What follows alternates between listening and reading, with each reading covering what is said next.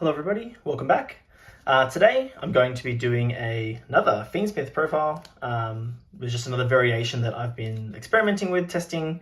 As I've said before, I'm currently testing for YCS Sydney, trying to work out which is the best build for me to play, just within the budget of course that I have as well. And so this is going to be a Fiendsmith Kashtira deck profile. One thing I'll preface is that a card like Dominus Purge is a crazy card to play in this deck, and is certainly something that I would play if I had it. There are some conflicts, just a couple of little niche ones, but I think the card is a really strong option to play. And something I might look into if this is the variation I certainly aim to play. But the Fiendsmith portion is going to be 3 Engraver, 1 Lacrima, playing 1 Lurry, playing 3 Tract, and 1 Fiendsmith in Paradise. And then alongside the Fiendsmiths, I'm playing the Musketeers in this as well. In the kind of original build you would have seen this deck, it was more Lacrima. I'm going for the Musketeers just because they do generate more bodies as well. They help for putting Light Fiends in grave as just your normal summon engine as well. And I feel like you've got plenty of access to Lacrima between the Kashtira cards and the Musket cards. There's heaps of access to Lacrima, so I didn't want to play multiple copies if I can just access it from the deck already with Requiem. So just extra Musketeer cards just to kind of help fill out the grave with Light Fiends and generate more bodies as well. But then for the Kashtira monsters, and the real reason why you'd want to play this engine is for Kashtira Unicorn. Playing 2 copies at the moment. Depending on the prevalency of Droll, you could up this to 3 and play less field spell.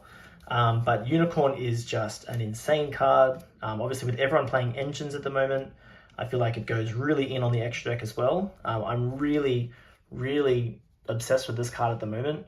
But there are a lot of reasons to not play the cash build, and it's because of all the things you can't play, or things you don't really want to play, just because of the conflicts. So obviously you've got to control their monsters, and I'm trying to really limit the amount of cards that are potentially dead by playing the cash cards. And so I'll say it now, but these are the things that are not available to you in this deck.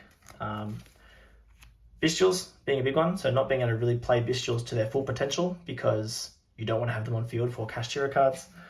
Nib is another big one. I mean, these are great cards to be playing. Phantasme is a card that I like a lot as well. So you lose access to all 3 of these cards.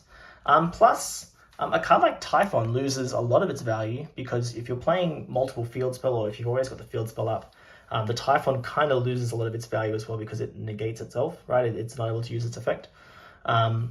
So you lose access to these cards to play the cash cards. So is the payoff worth it? It's probably not worth it.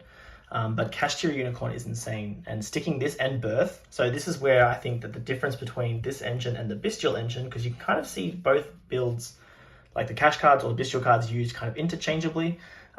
Birth is crazy. Is it better than Regained? Maybe. It's I think they're pretty comparable. Obviously Kashtira Birth gives you the ability to disrupt your opponent's graveyard, which in this format with Fiendsmith is pretty good.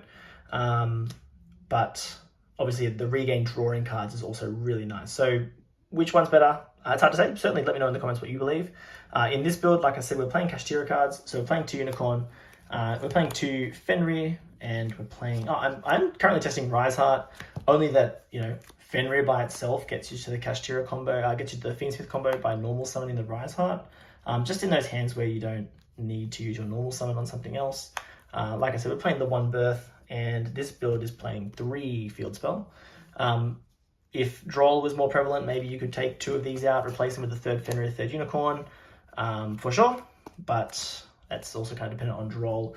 I think the 3 field spell is better, only because you can kind of, like, you know, going second, you're more likely to grab a Fenrir, going first, you want Unicorn. You kind of get a little bit more control with the field spell, but of course you play into Droll with the field spell, which is obviously an issue, especially if Droll is prevalent. The rest of the deck is non-engine, so we're going mostly for a hand trap approach, but you can kind of tailor this to whatever you want it to be. Ash, Vela, I'm on Droll, more just because I don't really have the Charmies, and I think Droll's not too bad. I spoke about this in my more recent videos. I love this card. I think this card's insane. So I'm playing Spell Card Monster Reborn. I'm playing 2 Talents and a Called By. So these cards are all pretty good for, like, insulating your plays, and we're playing 3 Imperm. So Imperm is a big benefit because we're not playing visuals and things like this. We're happy to just throw Imperm out, Imperm being a crazy card as well. One card that is definitely a possibility in a build like this, if you wanted to try and, throw some Bestials in there or some Nibiru, is a card like Droplet. So I'm not currently playing Droplet in this build. I definitely thought about making this more of a board breaker type build just to make it a bit more different. But there's some hand traps that I think you just want to play. But yeah, Droplet obviously is a way of getting these monsters off the field, but you don't want to be reliant on drawing, a 3-off Droplet amongst your, some of these other non-engine cards you could be playing. So that's definitely an option, for sure.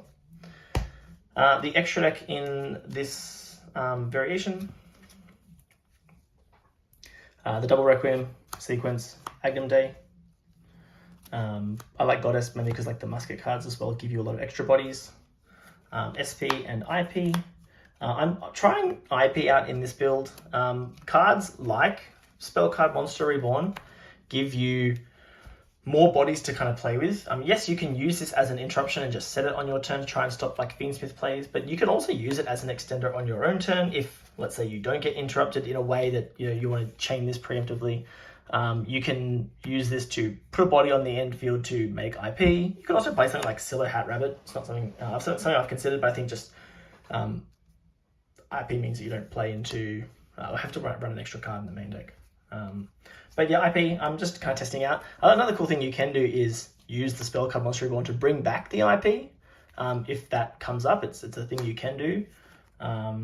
Liner, Moon, and Max for the Link monsters.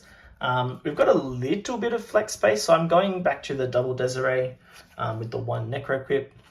You could potentially play 2 Necro Equip, 1 Desiree, but I think just having access to that second Desiree means that you can kind of be a little bit more aggressive with the Desiree. You don't have to think as much. It's probably not ideal. You'd rather maximize the space better, but you could just get away with 1 Desiree and have one more flex spot. But because we're not playing Typhon, we do have another space in the extra deck, so I've opted for that second Desiree and IP. So IP and Desiree are kind of those 2 extra flex spots.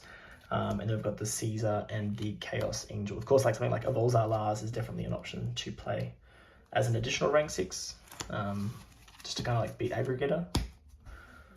Then for the side deck, nothing too crazy. It's the same as what it's kind of been in previous builds as well. It's Lancia, it's Perulia. Currently just testing out a couple of Ghost Ogres as an additional kind of interrupt. We've got 2 Thrust with some Thrust targets, Sanctum and D-Barrier with Strike as well. You could just go a 3rd Thrust and something else like a Karma Cannon instead of just going the Ghost Ogres. Obviously playing heaps of hand traps. The other thing you could do is, ditch the Strike altogether, play more hand traps. You don't necessarily need to have a strong going first side, especially we've got things like, Talons and things in the deck as well, but something to consider for sure. But I'll do a few test hands with this deck just because I kind of like to show it off, but then we'll go from there. Okay, so we'll do just a couple of test hands. The deck is fairly self-explanatory, nothing too crazy to kind of show off. Obviously, we're looking for combinations of non-engine and engine. Ash, Birth, Engraver, Ash, and Spellcard Monster Reborn. Only really 2 disruptive cards. Spellcard Monster Reborn is, it's not the strongest, of course. It's similar, but obviously Double Ash is not as ideal. Engraver is our only real play, so Ash on tracked, and we are in a little bit of a pickle. What we could do in this specific build, let's say we go Engraver and we grab Tracked, we fire off Tracked and it gets ashed. This is where something like the Spellcard Monster Reborn definitely comes into play because that gets ashed, and we're able to use the Spellcard Monster Reborn to bring back Engraver and go off with the Fiendsmith combo. So we've got Requiem into the Lacrima. There's an Engraver that we're going to be sending to the graveyard. Lacrima, dump the Engraver. And then we can, of course, return an Engraver to summon Engraver. And we can do Requiem into Necroquip.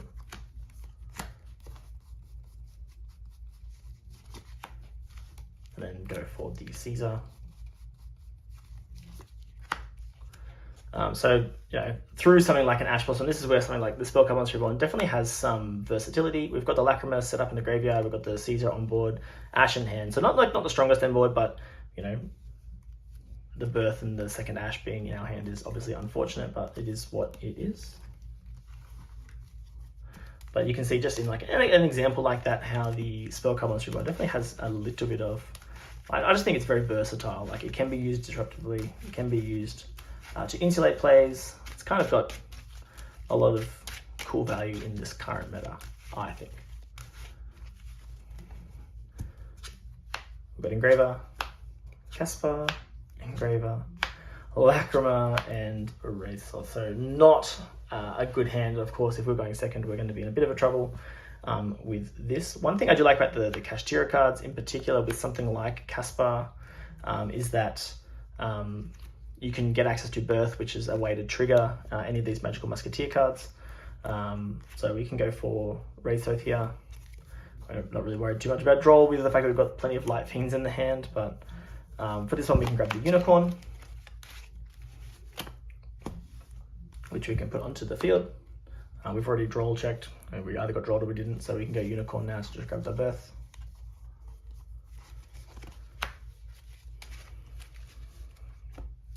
We'll go with the Casper, which we can normal summon.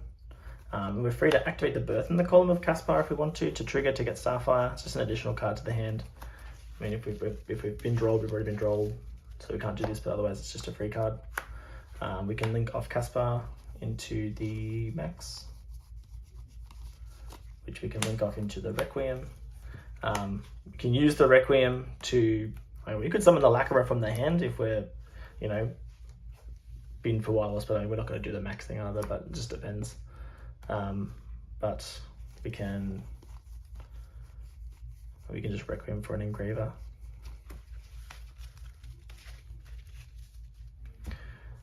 Then we can bring out Requiem. We can turn these into Necroquip just to get that draw. So now we can fire off the Engraver, grab Tract.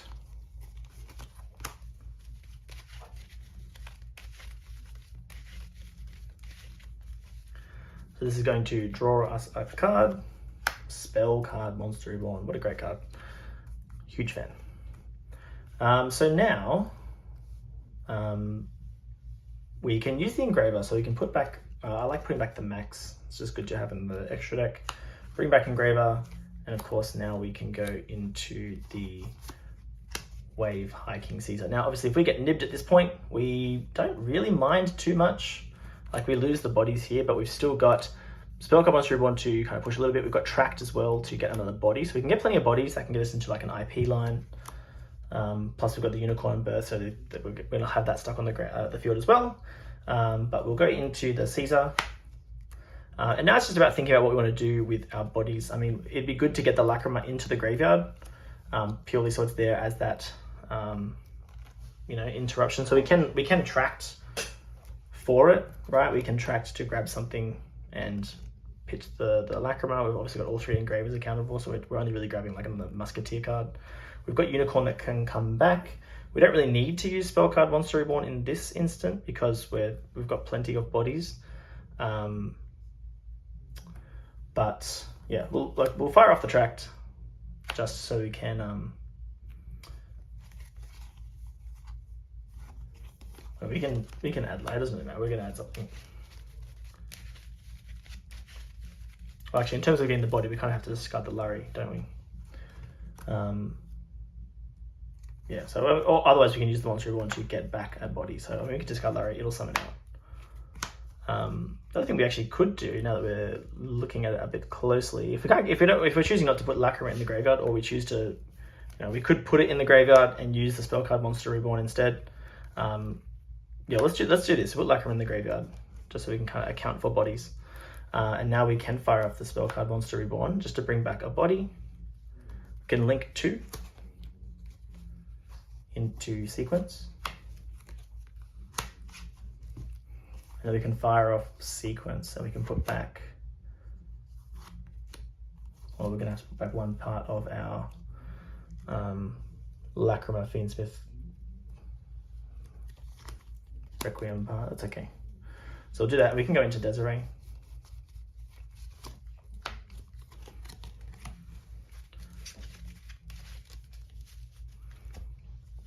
And we can turn these. We can go into the Agam Day. We can use Agam Day. We can pull itself back, bring back Desiree. We can equip it with sequence as well, and we can even birth back the unicorn. So I mean, we didn't get access to the Requiem line with the Fiendsmith in Paradise. So maybe there was a way to do it. I just didn't see it at this moment. But you know, unicorn ripping the graveyard is really strong. Birth ripping the graveyard, unicorn ripping extra deck. Caesar Desiree as a combination of cards is really strong. Obviously, we've got plenty of Fiendsmith follow up, way too much follow up. And as I said, if we're going second with this hand, it's not happy days, but we'll do one more test hand and see where it gets us.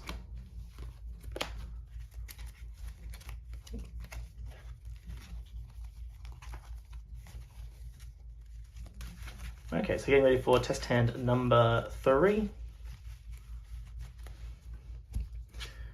We have Rise Art, Wraithoth, Spell Card Monster Reborn, Ash Blossom, and another Wraithoth. So of course, going to be one downside to multiple Wraithoth, but it is what it is. So going second again, not the best Ash and Monster Reborn.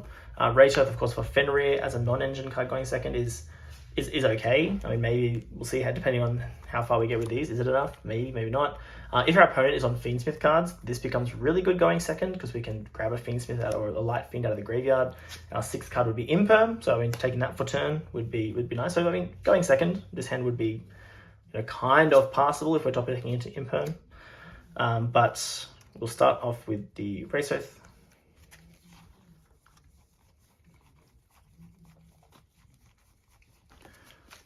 Grab the unicorn. Another really cool thing just in this quick example here is, again, just another little added note with Monster Reborn is, let's say we have to use unicorn, we birth it back, we have to use it again if we're link climbing or being interrupted. At the end of the turn again, spell card Monster Reborn could bring back unicorn and it can just sit there, right? The restriction on Monster Reborn is that the monster cannot activate its effects for the rest of this turn that it's summoned. So if you do this in your end phase, bring back a Kashtira unicorn, it can sit there and you've got its effect online again for the next turn, your opponent's turn, to potentially rip their extra deck. So, I don't know. I think it's a cool card. So we're summoning that unicorn. We'll use its effect to grab Birth.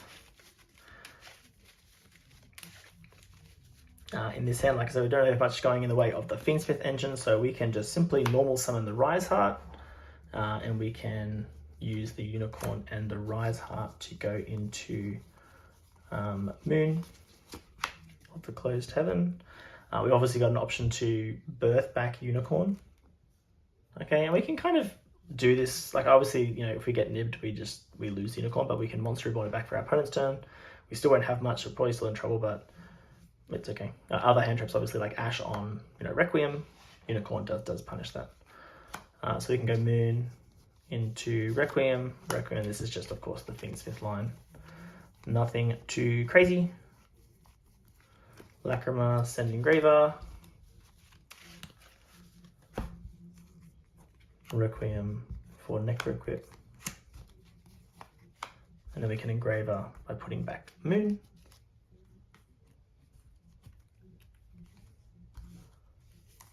And go into Wave Hiking Caesar.